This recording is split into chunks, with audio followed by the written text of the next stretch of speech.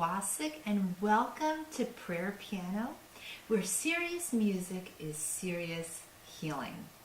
And today I'd like to talk about what happens to us when we are in a life storm. You know, it happens to all of us. None of us are exempt. Sometimes it's sudden.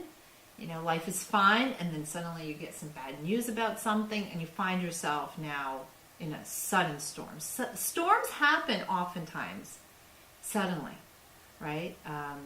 It could be a beautiful summer day, the sun could be out, and then suddenly a dark cloud comes and it's a torrent of rain. And it's just so hard to deal with sudden circumstances when things just suddenly and violently turn differently. We have an example of a very, very stormy piece of music, and one of the most famous sonatas of Beethoven. It's called the Appassionata Sonata, Opus 57. And he wrote it in that time of life when he was confronting the fact that he would be getting more and more hearing loss and eventually become completely deaf. And he even considered in this storm that he was in, like, one of the greatest composers, if not the greatest. Well, Beethoven had a healthy ego. So he said, I am the greatest composer. I wouldn't doubt that either. And he said, how could this happen to me? Who am I now that I cannot hear as a composer? And so he wrote a letter where he was basically saying, you know, guys, I'm going to take my life. And he was writing out his last will and testament. But thankfully, he did not choose to go down that route. And this is one of the products, the Appassionata Sonata. A lot of times when we have storms in our life, it's sink or swim. Which one will we choose? Beethoven, let's just see how he starts this sonata. Because although this is a large-scale work, it takes about 25 minutes to play the whole piece. The whole seed of this entire work is just in the first two lines, which I will play for you right now.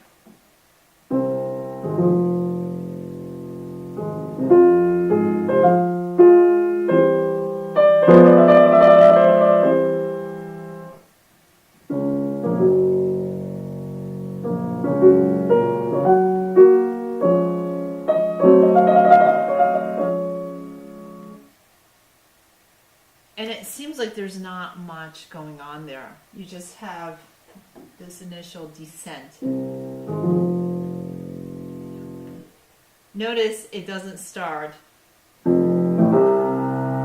know, he could, but obviously that would give a very different emotion. Things that go down, you know, do you ever talk about, you know, if you're not feeling very excited about anything, you get the blues, as you say, you feel down. Well, there's a reason for that, because even musically, things go down when we are in a somber state of mind. And also, the key Beethoven uses, F minor, is very haunting and dark. So he already sets the stage for a very turbulent, terse, unknowing kind of mood. You know, when you're in a storm, you don't know what's going to happen next, right? You don't know how long the storm's going to last. You don't know how violent it's going to be. You don't know what to do to protect yourself, to even help yourself, much less save yourself. Let's talk about a storm in the Bible, the famous story from the book of John of the storm. So what happened was the disciples and Jesus were getting ready to cross to the other side of a lake. So they left the crowds. You know, Jesus had just preached to enormous capacity crowds. And so they retreated and were going to pass to the other side of the lake. And so the disciples were on board. And so it's Mark chapter 4, verse 37. But soon a terrible storm arose. High waves began to break into the boat until it was nearly full of water and about to sink. Jesus was asleep at the back of the boat with his head on a cushion. Frantically, They wakened him, shouting, "Teacher, don't you even care that we are all about to drown?"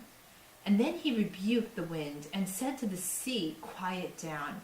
And the wind fell, and there was a great calm. And he asked them, "Why were you so fearful? Don't you even yet have confidence in me?" And they were filled with awe and said among themselves, "Who is this man that even the winds and the seas obey him?"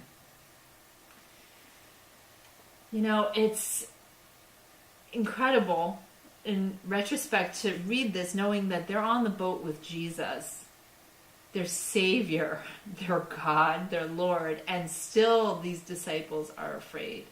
They physically saw Jesus there, and still they were afraid. Now, how much more afraid can we be now that Jesus is not physically here with us, that we can see him, but we know he's here?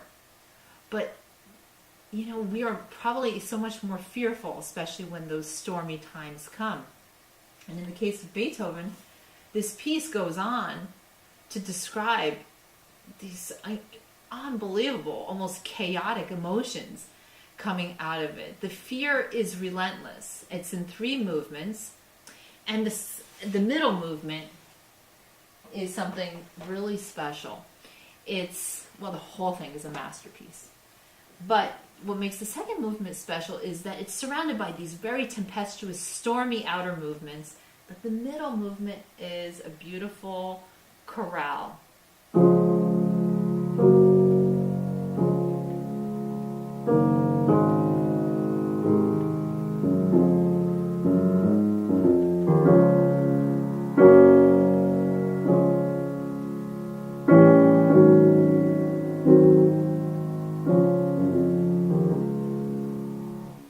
And to me, I always think of Jesus with his head on the pillow in that boat in the middle of the storm.